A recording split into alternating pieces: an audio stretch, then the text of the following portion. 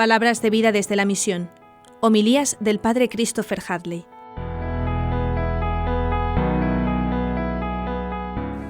Cuanto más uno se acerca a los evangelios, más desconcertante, más maravillosa, más impresionante, más nos descoloca la persona de Jesucristo.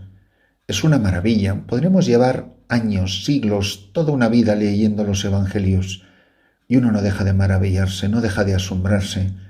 Uno no deja de sentirse tan afortunado de haber conocido a esta persona, de haberte conocido a ti. Lo más grande que me ha pasado a mí en la vida es haber conocido a Jesucristo, haber conocido el amor de Dios, haber conocido a este hombre que me puso la vida patas arriba, que me trastocó la existencia y que yo no he vuelto a ser la misma persona desde que Él pasó por mi vera, pasó por mi lado, me fui con Él y ya para siempre todo fue diferente, todo cambió. Es lo que pasa en los primeros 6 versículos del capítulo 6 de San Marcos.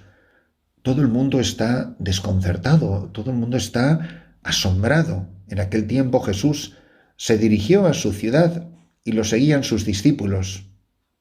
Cuando llegó el sábado, empezó a enseñar en la sinagoga.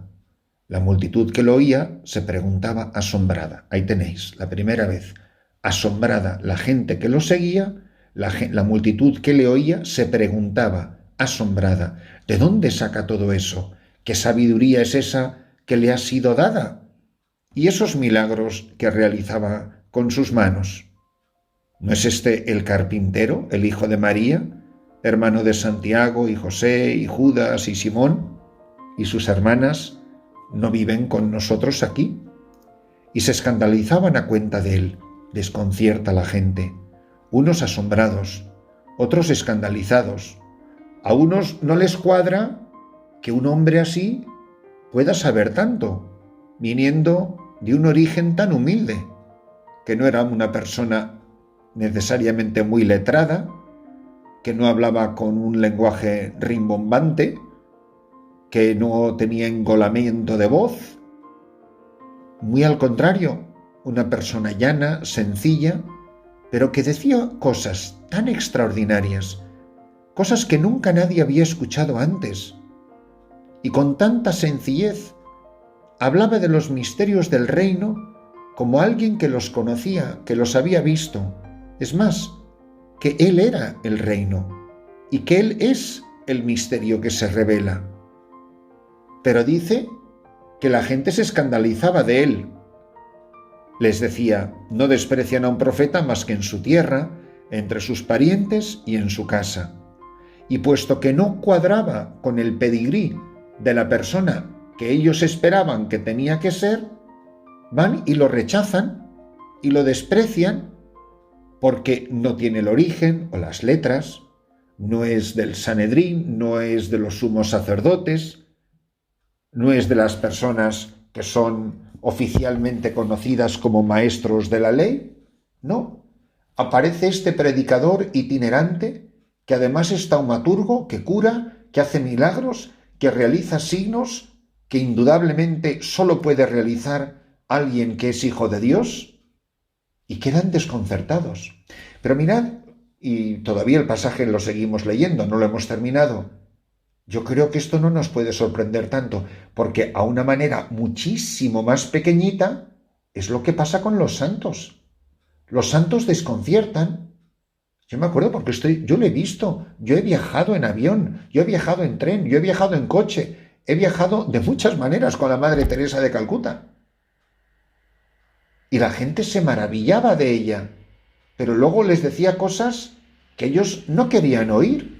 Había gente impactadísima por su santidad o por su misericordia o por su labor con los más pobres de los pobres, pero después hablaba de los anticonceptivos y hablaba del aborto, cosas que muchos obispos y muchos sacerdotes y que muchos que lo deberían de decir se acobardan y les da vergüenza, y a ella no le daba vergüenza. Y entonces la gente quedaba desconcertada. La gente que más he visto desconcertada frente a la Madre Teresa, soy testigo de ello, la gente más desconcertada frente a ella eran sin duda los sacerdotes y las religiosas, porque ella vivía la vida religiosa de una manera que ya muchas monjas no lo viven. Su vida de convento, el rigor de su horario, la disciplina, las penitencias, el ayuno, la fidelidad a la oración, cómo vivía con tanta delicadeza la profesión de los votos, cómo vivía la pobreza, o la obediencia, o la castidad, muchas cosas que ya en muchos detalles no se vive en la vida religiosa. Y muchas religiosas no les gustaba nada cómo vivía la Madre Teresa. Hombre, reconocerían que era una persona muy buena, que había hecho una gran labor con los más pobres de los pobres, pero no les hacía ninguna gracia su manera de vivir, porque no era como ellos pensaban que ella debería de ser. Y les decía a los sacerdotes cosas que nadie nunca les había dicho. Yo soy testigo de ello.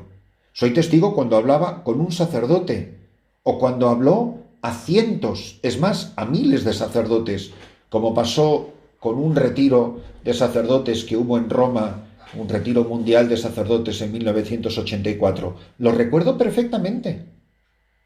Y me acuerdo que les decía cosas tan sencillas.